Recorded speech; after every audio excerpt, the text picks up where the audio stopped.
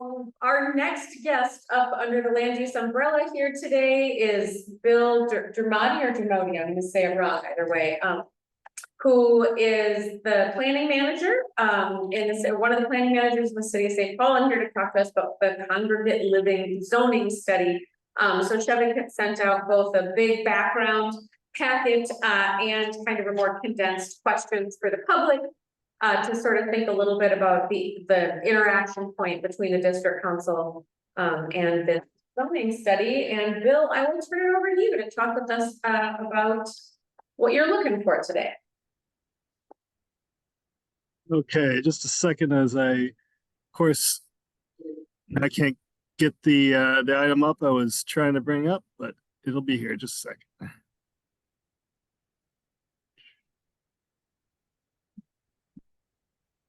There. So good evening. Glad to talk with you about this, and thank you, Shevik, for sending around some of the materials in advance. Oh, it looks like I need permission to be able to share anything. So try that. All right.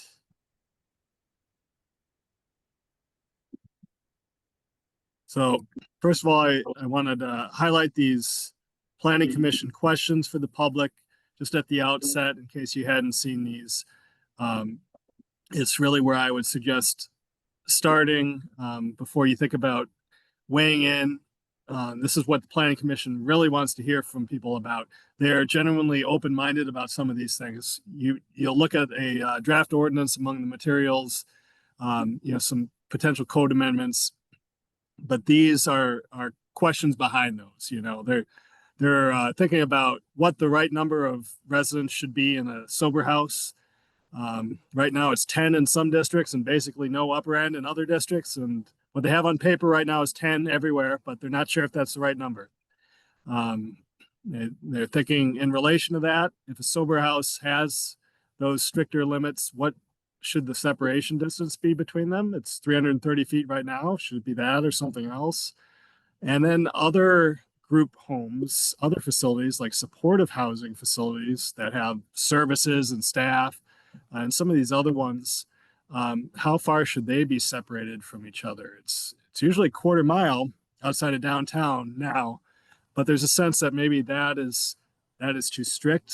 Whereas on the other hand, the number of people in the sober houses is maybe too lenient, but they don't want to take any action before they hear from folks. So your input appreciated on those. So I also have a few other little slideshow to provide for you here.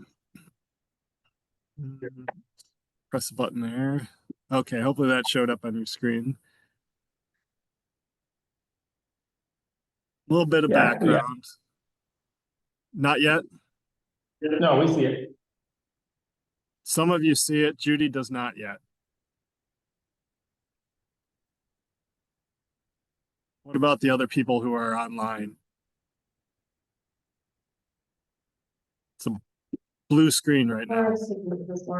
Laura, you see it? We can see it. Yeah, today's presentation.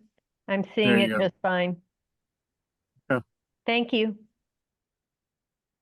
I'll try to talk through some of it, Judy. Okay, so there are the 4 questions for the public from the Planning Commission. And I'll just say the last question is more for the operators, that they really want to hear from the operators on that question. But the first 3, they're really looking for community input from folks like you, either as a group or as individuals. A little bit of background here. So sober house under the city's definition is for people recovering from chemical dependency, alcohol or drugs. It's financially self-supporting. They're not getting money from elsewhere, from a service provider or from the state government. There are no services on site. It's like a family. There are usually house rules, including that there's no substances on site except for prescriptions, and other house rules. It's meant to operate much like a family. It's, no staff, no services, but still living in sobriety. A supportive housing facility has some overlap with that. It can also be for people recovering from chemical dependency or people with mental illness or handicaps. But these have services and staff and usually receive government funding, whether from the state or from other levels of government. A few other categories of group living to be aware of are shelter for battered persons, licensed correctional community residential facilities. That's from the judicial system, those referrals, often youth. We have overnight shelters and emergency housing that serve people who are homeless or were recently homeless. And those bottom five all have to be separated from each other under our zoning code, and then sober houses have to be separated from other sober houses, the way it is today. Just to give you an idea of the magnitude of these, we definitely, this is outdated figures from 2021, but it still should give you an idea. We have had 59 sober houses, 59 supportive housing facilities, and many fewer of the other categories. So it's mainly those two categories that we see in St. Paul. Sober house has a minimum separation distance of 330 feet from another one, and then supportive housing facility in these other group homes typically a quarter mile, 1,320 feet from each other in most of the city. What is that? These are typical blocks in St. Paul. I think just Frogtown maybe is where these are located. But you see these in other places, blocks this size in other places. 600 feet east to west is how big these blocks are, just to give you an idea. So, and then 280 feet north to south, more or less. 600 feet means you could potentially have two sober houses on one block. And then for supportive housing facilities, it's about one every 2 blocks at a maximum. The Planning Commission is looking at maybe some nuanced separation requirements, like maybe should it be 600 feet in general, but only 300 feet if there's a major street in between, like University Avenue or Lexington or some other arterial street. They're not sure. They'd love to have feedback on that. It's important to understand why we have minimum separation distances in our code. The primary reason is for a normal community setting for the benefit of the residents who live there, to avoid recreating an institutional environment. 100 years ago, people who had these needs, if they had them addressed at all, it would be in state hospitals and that sort of thing. But it was found that people benefited from being integrated into society, into a normal community setting. But if you have 8 sober houses on a block, or certainly, a bunch of supportive housing facilities in a row, that's not really a normal community setting. So that's the primary reason. Secondary reason could be for the benefit of the people who live around it. But that's secondary for legal reasons. These are protected class if you're recovering from substance abuse. Couple of issues have come up that bring this to the fore recently, as opposed to 5 years ago or any other time. We've had a bunch of sober houses that converted to supportive housing. They needed funding and went to the state government. State government said you had to provide services and staff in order to get our funding, and all those things, the funding, the services, the staff, made them supportive housing under our code, which meant their minimum separation distances from others went way up. And even though they were in the same facility, because they changed what they were doing, they had to seek a variance from the city. And we had like 10 of these all within a matter of a couple of months, and city council put a moratorium on these and wanted us to study it, with at least the sense that maybe we were too restrictive with that 1,320 foot separation. We had these variances recently that people were asking for these distances between facilities. The 43-foot one is maybe a special case, but the rest of them all between 500 and 1,000 feet, just to give you an idea of what people were asking for. Some got approved, some not, and others in limbo right now. City council level because of that moratorium. We also had an issue that popped up more so last year with large sober houses that raised some eyebrows. We had one potential operator who was looking at several large facilities, like 30 plus residents in a single facility, and at least one case. And our current zoning regulations probably would have allowed it, but there was a question of whether that's really beneficial to the residents there. How much does it act like a family if there are 30 some people in a facility with no staff and no services? So planning commission is looking at this and would like feedback on those questions too. So again, this is what they primarily are asking about, but I'll stop there and be glad to take any questions that you have. Thank you, Bill. So, and I apologize, I don't know how it was on your end, you were cutting in and out a little bit, but I think we still generally got the gist here. The slides were really helpful. And so we'll start with Laura's questions from the chat. She asked you the specific numbers in D10, because she said she knows of a sober home, emergency shelter, and a couple supportive homes. So just thinking a little bit about how we compare to other areas. Yeah, and we'll start there. Good question. So I was not eager to show these slides, but I'll show them anyway. Certainly didn't put them in the report because they are so old. This is from 2015. We don't even have the same definitions anymore, but with the cyber attack, I was not able to update these maps. So the old ones still give you some idea of what was going on at that time. It's two maps here. The purple, the light blue, and the royal blue are all what would be considered supportive housing now. And you can see not many in District 10 compared to some other places.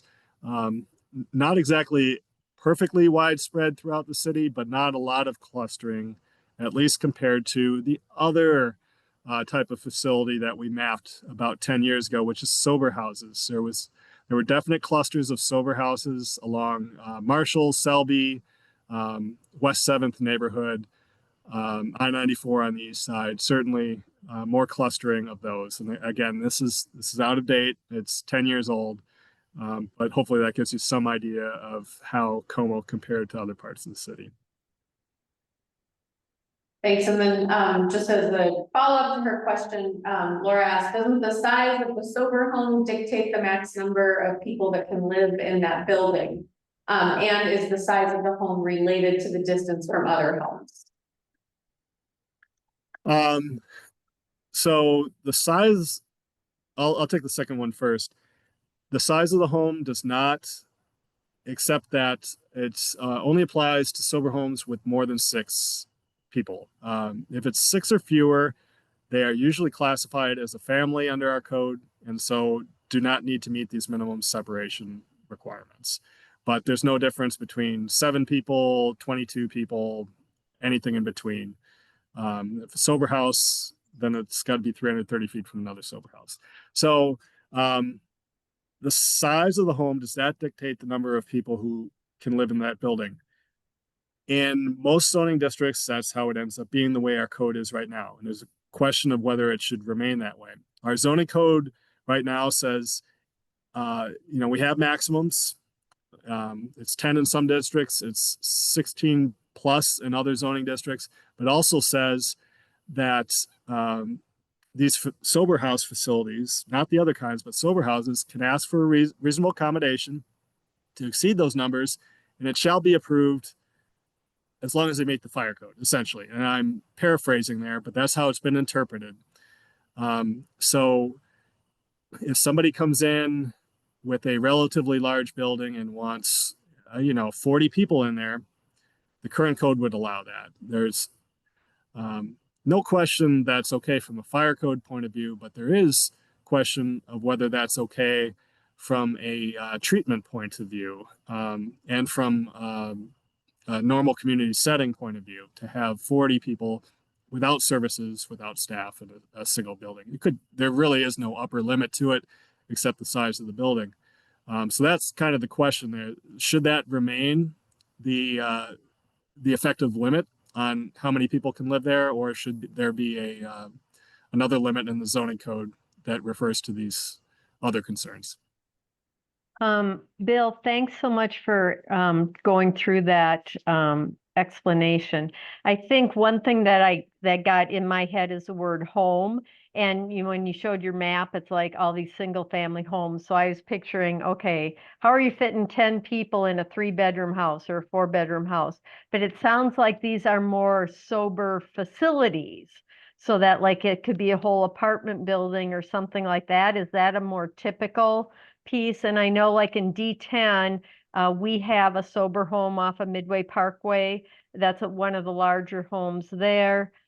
We've also had the new Bandana Square emergency shelter. So I totally appreciate all your maps like being very outdated and the cyber thing that you guys have been working through. Better than But nothing, yeah, right? so there's been a lot of changes from that point in time.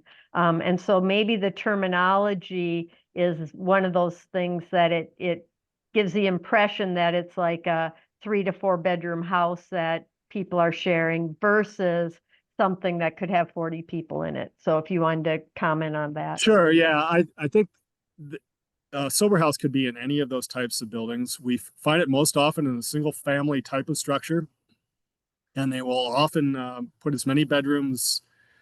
Some people will take the house as it is, but some of the people who have been in the last couple of years are interested in how many bedrooms can I physically fit in here? How many people can I fit in each bedroom? So 4 people to a bedroom, trying to add extra bedrooms. So there's maybe 5 or 6 bedrooms, each one with 4 people in it. But, out of what was once a single family home or a duplex, that style of building. Not every operator is that way. Some of them, don't believe and numbers quite that large. A lot of the ones in the city are in former single family homes, and they've got 6, 8, 10 people in it. I think that's more typical. But our regulations would allow any of those as long as you abide by fire code, which comes down to something like 50 square feet per person per bedroom, something in that ballpark. But hopefully that answers the question. I see another hand raised too, but I'll let the chair. Yeah, go ahead, Jessica. Yeah, my question is, so I started reading a little bit of the documents that came along with this, and I was just wondering, is there like, because you had talked about the goal being mostly from a what is best for the folks that are utilizing like these spaces. And so is there like, are there studies on, what works best for folks to like really be involved in community, or kind of where did the numbers come from in the first place? I know sometimes like, you look at a policy and you kind of want to go, well, why is it like that now before we try to figure out what it should be? And so I was just wondering kind of what that was based on. Good question. Unfortunately, I am not aware of much good research on this. I was just asked similar questions when I talked to Highland District Council's Land Use Committee yesterday, and I revisited some of the research to see what I could find today, and I'll continue doing that. But most communities don't put numbers on it.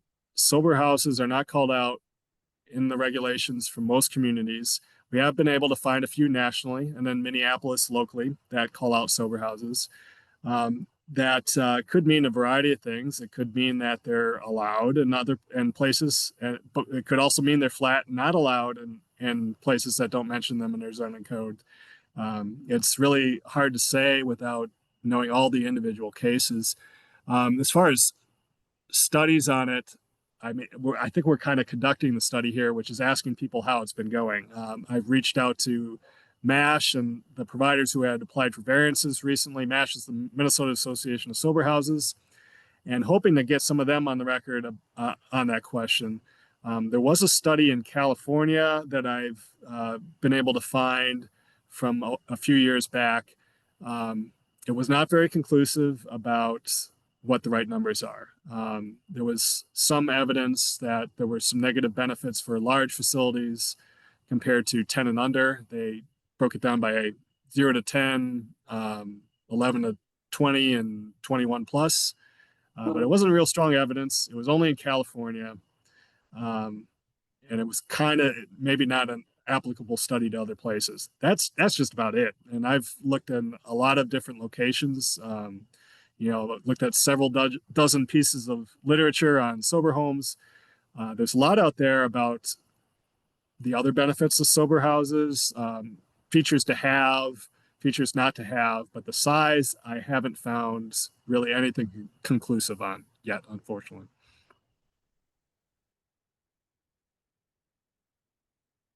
Michelle has a question in the chat. Michelle, do you want to unmute yourself and ask your question? Sure. Yeah, it ended up being kind of long. I was just curious, you had said about, increasing the number of people per bedroom. I work with new refugees and immigrants who find housing for them, and we've always done like the 2-person per bedroom. So I was just kind of surprised that there was the ability to do that. Maybe it's if you're owning the home, then you don't have to follow that, because we're typically looking for folks who are renting spaces. And it also just kind of got me thinking about staffing challenges potentially, if it is specifically like supportive housing, and just if there's any kind of interplay with that, or if those are maybe 2 completely separate matters. Good questions. So I don't think there's a 2-person per bedroom rule in our fire code. Sober houses don't have their own rules. They're not really regulated by anything other than the fire code. State doesn't regulate them. The city, we at the moment very lightly regulate them. But under the fire code, there's a certain amount of square footage per person in a bedroom, and that essentially controls how many people you can have in each bedroom. It's not a set. If you had a very large bedroom, you can maybe have more, like 6. But it's not set at 2. It's my understanding. And then as far as supportive housing, really the limiting factor on it, staffing might be part of it, but certainly state regulation. So if you have supportive housing, you're probably getting money from either the Department of Health and or the Department of Human Services at the state level. And they have rules. If they give you money, they have rules. And those rules will probably limit how many people you have, and that may be based on the staffing and maybe other things. I don't know their rules really well, but that's the major factor.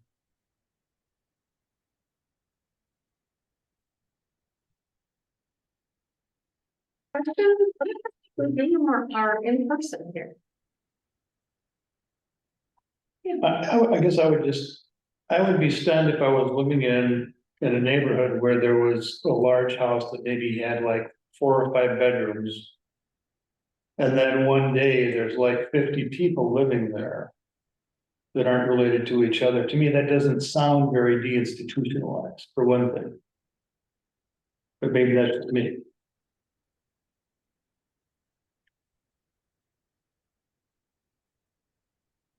Bill might be always not problem. I think Yeah, that no, there's thank you. I heard you. Yep. Good opinion. so just as like a point of reference, the Lion House that folks have mentioned here, that's right at the corner of Midway and Hamlin there. And so we had the operator come and talk to D10 back in 2020 and 2021, I think, as that house went for sale, and the buyer was buying it specifically to operate it as the Lion House. And it's a 16-person house now. So that I think there's like 8 bedrooms and 16 people. They have an offsite manager, and then I think there are 2 folks who live there, who then are also sort of like on-site helpers or to be responsive or something like that. But as as Bill pointed out, it's not managed in that way.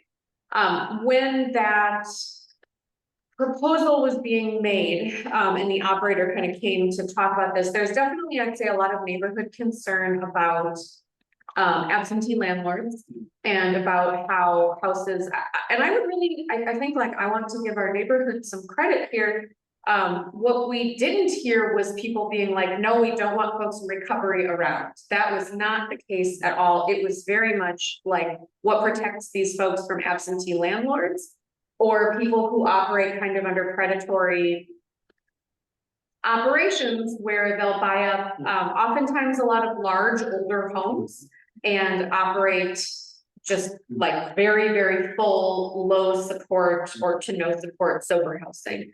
And so I guess I'm curious, Bill, if you can talk about like knowing how many of these that we have now and seeing that there's a need, what the city sees in terms of actual like on the ground management and like the success of these homes operating in a way that supports the residents.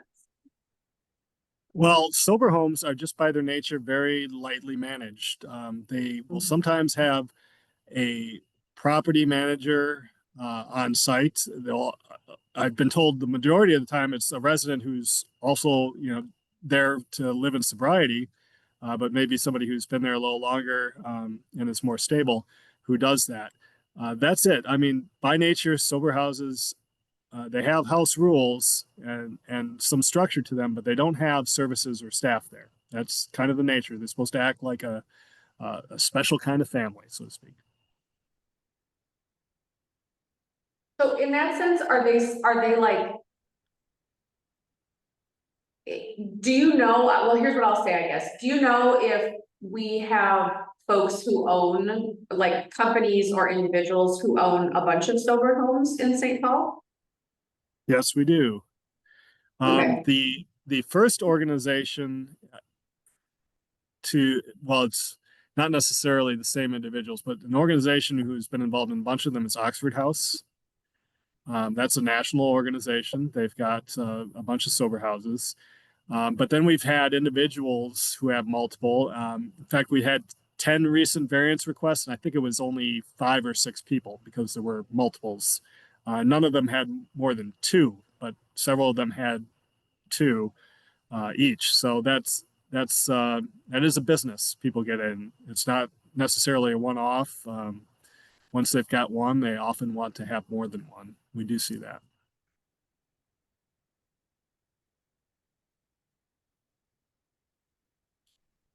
Laura asked online, are the Go rules ahead, for Laura.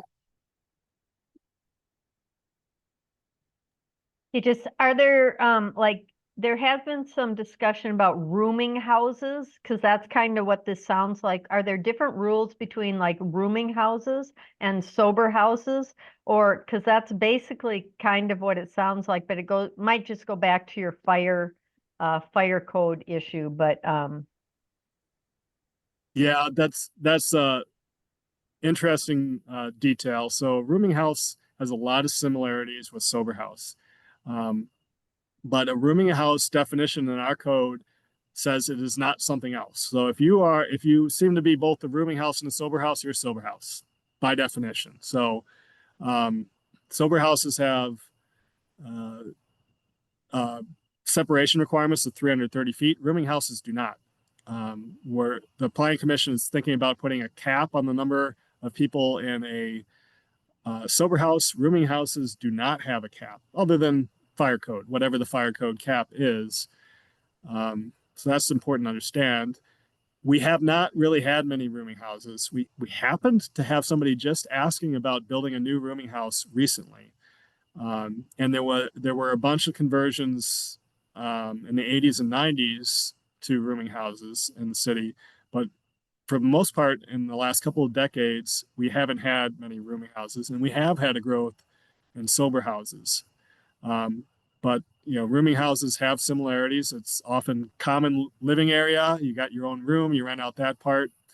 But if it's everything that a sober house is, you're classified as a sober house under our code. It's good question though. that would be the same as like a sorority or a fraternity. And those are all sober houses, those sororities and fraternities, right? Those are the unsober houses in most cases. Those are a different ball of wax. The fraternities and sororities have their own regulations under our zoning code, which someday we will touch, but not through this study. That's going to be a different thing. So I have a question based on my role here in the district council, where I get emails from people who have problems with various things with their neighbors or somebody down the street.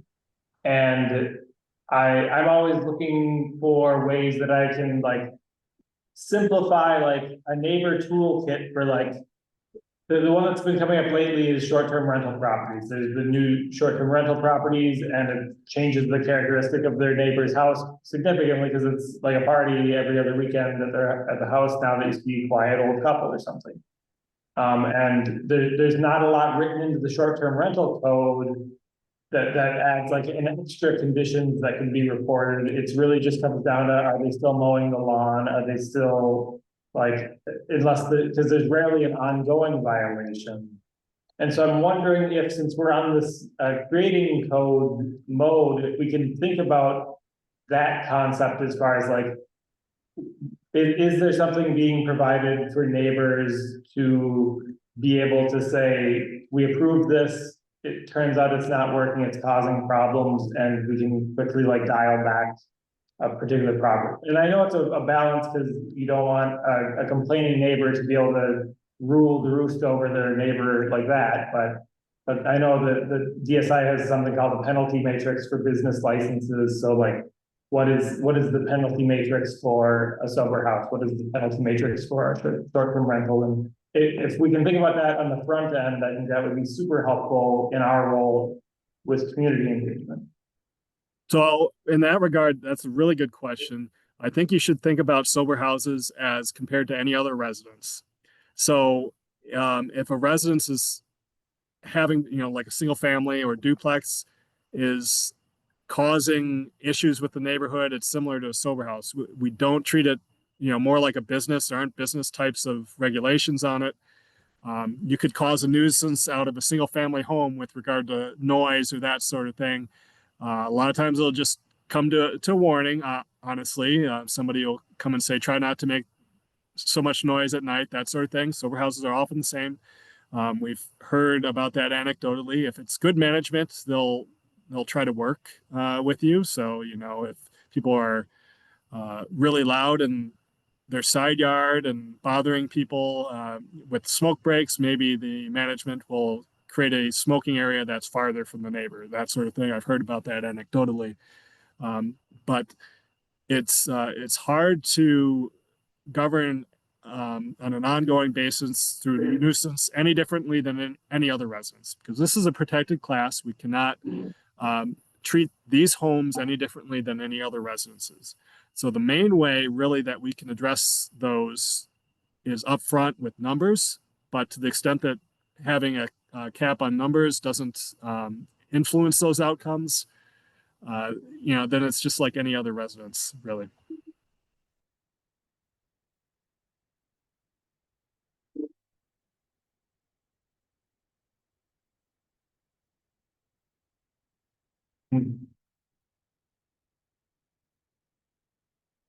For connection.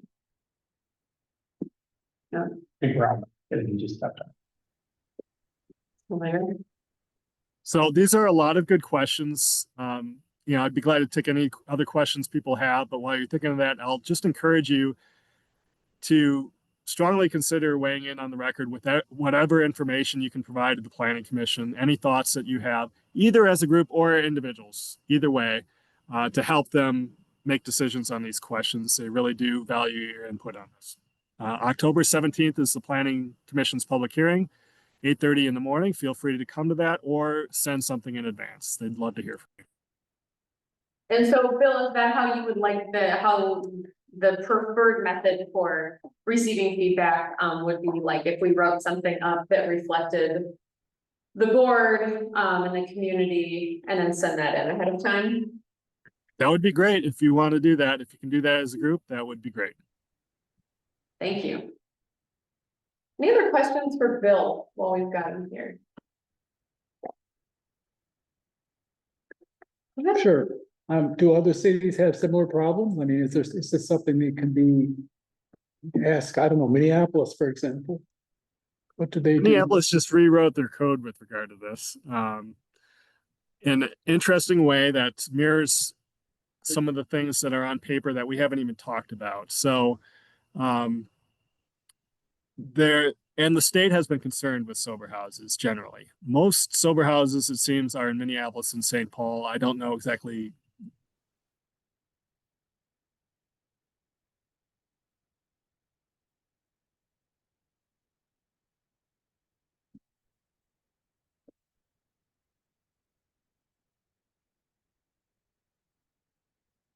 We've lost, so, yeah, yeah, okay. Well, I think like, at this point, Bill, hope you can hear me, thank you.